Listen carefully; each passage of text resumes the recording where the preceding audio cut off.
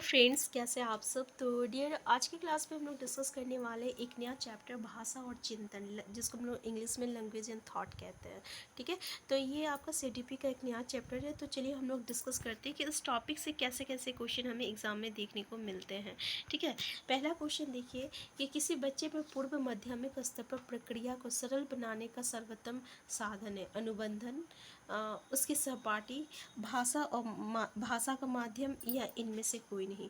तो देखिए इसमें क्या बोल रहा है कि किसी बच्चे में पूर्व माध्यमिक स्तर पर प्रक्रिया को सरल बनाने का सर्वोत्तम साधन क्या है, तो अनुबंधन है। ठीक है, क्या हो जाएगा, आंसर है अनुबंधन। नेक्स्ट है किसी बच्चे के भाषा विकास को प्रभावित करने वाला कारक नहीं है, यानी भाषा विकास को कौन सा है जो कि उसको अफेक्ट नहीं करता, जैसे कि सामाजिक आर्थिक स्थिति, द्विभाषावाद, अच्छा स्वास्थ्य और बुद्धि। तो क्या इसको अफेक्ट नहीं करता है, तो एक अच्छा स्वास्थ्य जो रहता है ये कभी भी उसको प्रभावित नहीं करता है, क्योंकि अगर सामाजिक और आर्थिक स्थिति अच्छा नहीं रहेगा, जैसे जैसे कि भाषा बच्चे सीखते कहाँ है, समाज से सीखते हैं। ठीक है, उसकी आर्थिक स्थिति कैसे, इससे वो सीखते हैं। तो अगर समाज ही जो रहेगा उसको उस लायक नहीं रहेगा कि वो भाषा सीख सके, तो कहीं ना कहीं जो रहता है समाज जो रहता है उसको अफेक्ट करता है। ठीक है, तो बुद्धि बुद्धि भी अफेक्ट करता है, और द्विभाषावाद। ठीक है, तो ये जो कुछ कारक है जो कि आपका भाषा को अफेक्ट करता है। नेक्स्ट है अनुकरण, दूसरे व्यक्ति के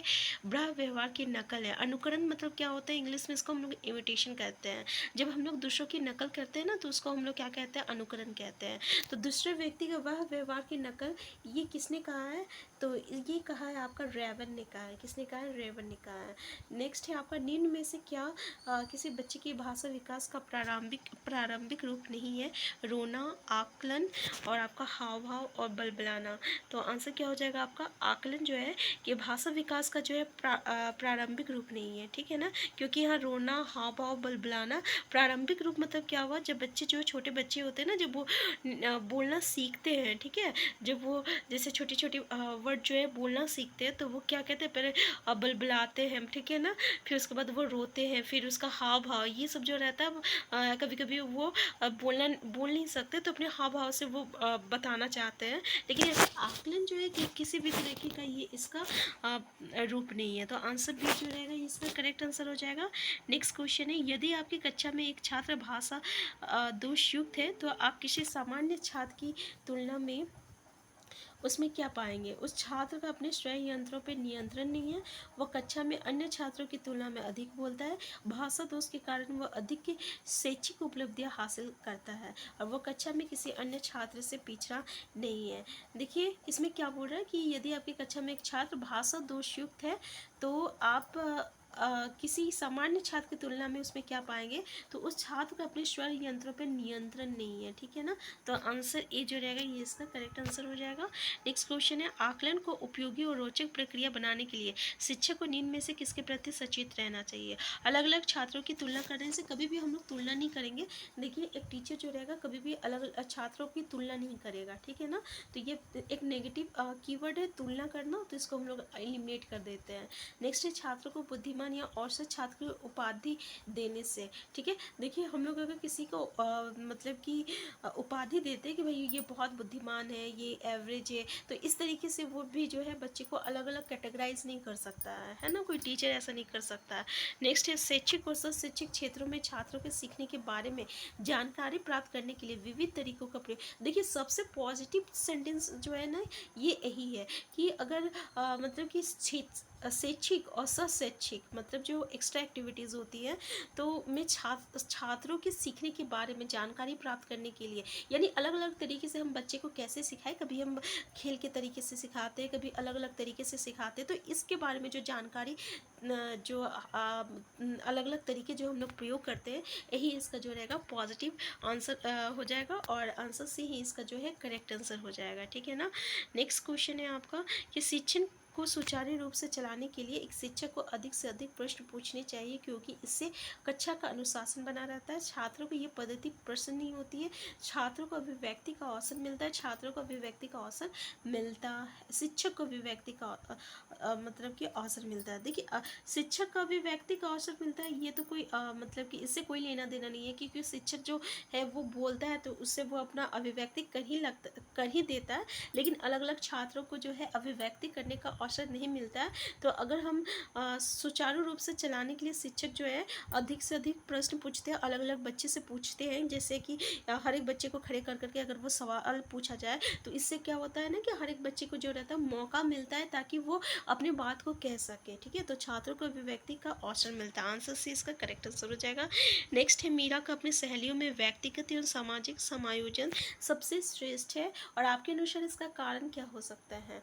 देखिए व्यक्तिगत और सामाजिक समायोजन जो है मीरा में, यानी अपने जितने भी सहेली है उससे सबसे ज़्यादा है मीरा में। ठीक है, यानी वो बहुत ही अच्छी तरीके से वो कहीं भी अपने आप को एडजस्ट कर लेती है।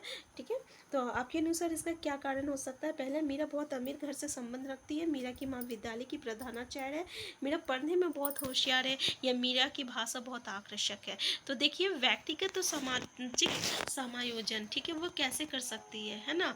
तो बहुत अमीर है, उससे क्या लेना देना है, या उसकी माँ विद्यालय की प्रिंसिपल है, उससे भी कोई लेना देना नहीं है। बहुत होशियार है, लेकिन अगर वो बोलने ही ठीक से नहीं जा रही है, यानी अपने आप की बातों को अच्छे से रख नहीं सक रही है, तो उससे भी कोई मतलब नहीं है। ठीक है, तो आंसर क्या हो जाएगा कि इसमें आंसर ये होगा कि उसकी भाषा जो है बहुत ही आकर्षक है, इसलिए लोग जो है उसकी ओर बहुत ही उसकी बातों में आ जाते हैं, और उसके तरफ जो है मतलब कि उसकी उससे अच्छी मतलब वो एक सर्कल बना लेते हैं। तो इसी के कारण जो है उसमें व्यक्तिगत और सामाजिक समायोजन जो है सबसे श्रेष्ठ है। नेक्स्ट है, आप अपनी कक्षा के बच्चों के भाव और विचारों का मूल्यांकन करना चाहते हैं, तो आपके लिए सर्वोत्तम साधन होगा बच्चों की शारीरिक विकास की तुलना करना और बच्चों की भाषा विकास की जानकारी प्राप्त करना।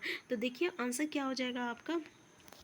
अगर बोल रहा है कि कक्षा के बच्चों के भाव और विचारों का मूल्यांकन करना चाहते हैं, अगर हम मूल्यांकन करना चाहते हैं तो हमें क्या करना पड़ेगा कि बच्चों की भाषा विकास की जानकारी जो है हमें प्राप्त करना पड़ेगा।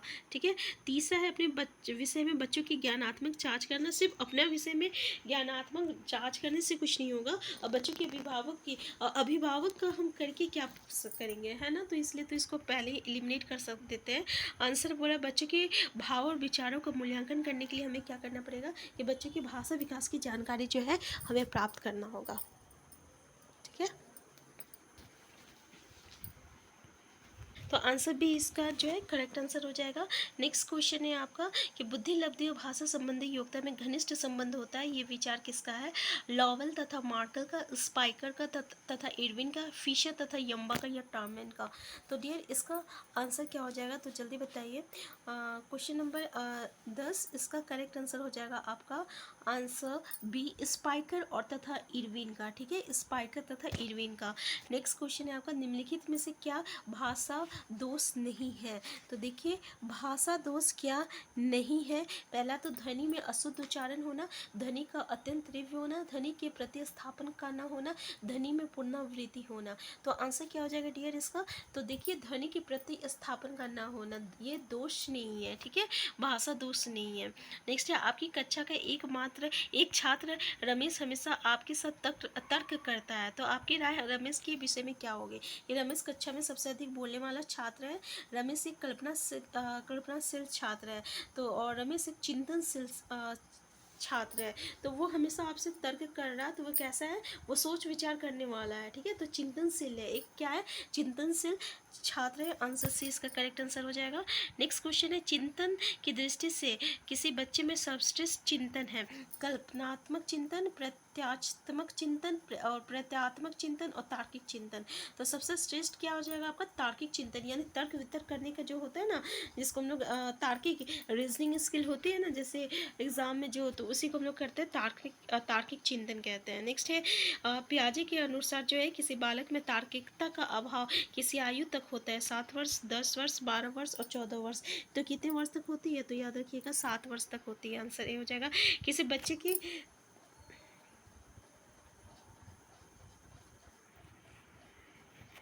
किसी बच्चे के चिंतन में आयु के बढ़ने की साथ साथ किसकी प्रधानता बढ़ती है? तर्क की, सामान्यीकरण की और आत्म केंद्रीकरण की या जीववाद की? तो आंसर क्या हो जाएगा इसका? तो तर्क की। तर्क वितर्क होता है ना, जैसे ये क्यों हुआ, ऐसे कैसे हुआ, इस तरीके से जो हम लोग तर्क करते हैं। तो आयु के बढ़ने के साथ साथ किसकी प्रधानता होती है? तर्क की होती है। ठीक है, नेक्स्ट है आपका, किसी बच्चे में चिंतन का प्रमुख कारण क्या है? समस्या समाधान हेतु, निर्णय लेने की संभावना, वातावरण के प्रति चैतन्य समायोजन करने हेतु, उपयुक्त सभी। आंसर क्या हो जाएगा? आंसर डी हो जाएगा, समस्या समाधान हेतु, निर्णय लेने का भावना और वातावरण के प्रति चैतन्य समायोजन करने हेतु। तो आंसर ए जो है इसका करेक्ट आंसर हो जाएगा। ठीक है, तो इसमें आपका क्या प्रमुख कारण क्या है? समस्या समाधान, निर्णय लेने की भावना, वातावरण के प्रति चैतन्य समायोजन करने हेतु। आंसर डी इसका करेक्ट आंसर हो जाएगा। नेक्स्ट है, जन्म के बाद किसी बालक में चिंतन का विकास कम प्रभाव होता है 2 वर्ष की आयु के बाद और 5 वर्ष की आयु के बाद। तो 2 वर्ष की आयु के बाद होता है, ठीक है ना, विकास कम प्रभाव होता है। नेक्स्ट है, किसी बालक में चिंतन की योग्यता उसके सफल जीवन का मूल्य आधार है। कथन किसका है? जीन पियाजे का है, क्रो का है, हॉलॉक का है, स्किनर का है। तो क्या किसका रहेगा ये? तो याद रखिएगा क्रो और क्रो का है। आंसर भी इसका करेक्ट आंसर हो जाएगा। नेक्स्ट क्वेश्चन है, बालक अपने चारों और जिन वस्तुओं और परिस्थितियों को देखकर जो चिंतन करता है वो होता है तार्किक चिंतन, प्रत्यात्मक चिंतन, प्रत्याशात्मक चिंतन और आपका कल्पनात्मक चिंतन। तो यहाँ पे देखिए, वस्तु परिस्थितियों को देखकर अगर वो चिंतन करता है तो वो प्रत्यक्ष रूप से उसको देख रहा है, तब उसको चिंतन कर रहा है। ठीक है, उसको हम लोग प्रत्याशात्मक कहते हैं। ठीक है, आंसर सी हो जाएगा। नेक्स्ट है, निम्न में से क्या चिंतन की एक विशेषता नहीं है? पहला है आपका, देखिए, चिंतन का संबंध वास्तविकता से होता है, चिंतन तर्क प्रधान होता है, चिंतन के लिए किसी समस्या का होना आवश्यक नहीं है और चिंतन कल्पना से अधिक चेतन होता है। तो देखिए, चिंतन के लिए किसी समस्या का होना आवश्यक नहीं है। ठीक है, आंसर सी जो रहेगा ये इसकी विशेषता नहीं है। ठीक है, नेक्स्ट क्वेश्चन है आपका कि माध्यमिक कक्षा में एक अध्यापक छात्रों में चिंतन का विकास कर सकता है छात्रों की समस्याओं का समाधान करके, तर्क और वाद विवाद की प्रतियोगिता का आयोजन करके और छात्रों की रुचियों का विकास करके। आंसर क्या हो जाएगा आपका? उपयुक्त सभी। आंसर डी इसका करेक्ट आंसर हो जाएगा। चिंतन का विकास कैसे हो सकता है? तो उसकी समस्या का समाधान करके, तर्क और वाद विवाद का अगर हम लोग प्रतियोगिता आयोजन करते हैं, ये जिसको हम लोग इंग्लिश में ग्रुप डिस्कशन कहते हैं, और छात्रों की रुचियों का जो विकास करके। तो आंसर डी इसका करेक्ट आंसर हो जाएगा। नेक्स्ट है, चिंतन में सम्मिलित मानसिक प्रक्रिया है। पहला है कल्पना, अनुमान, स्मृति, ये सभी। तो आंसर क्या होगा डियर? इसका आंसर हो जाएगा आपका आंसर डी हो जाएगा। ये इसकी जो है मानसिक प्रतिक्रिया है। ठीक है, तो नेक्स्ट क्लास में हम लोग नेक्स्ट चैप्टर को डिस्कस करेंगे। यहाँ पे हम लोग सीटीपी का जितने भी आपका झारखंड टेट में सिलेबस है उसके अकॉर्डिंग एक एक टॉपिक से जितना आपका क्वेश्चन बनता है उन सारे क्वेश्चन को यहाँ पे हम लोग डिस्कस कर रहे हैं। तो हम फिर मिलते हैं नेक्स्ट क्लास में। चैनल में नए हैं, सबसे पहले चैनल को सब्सक्राइब कर लीजिएगा। वीडियो हेल्पफुल होगा तो प्लीज़ लाइक शेयर करना मत भूलिएगा। अगर कोई क्वेरीज होगा तो प्लीज़ कमेंट बॉक्स में ज़रूर बताइएगा। हम फिर मिलते हैं नेक्स्ट क्लास में।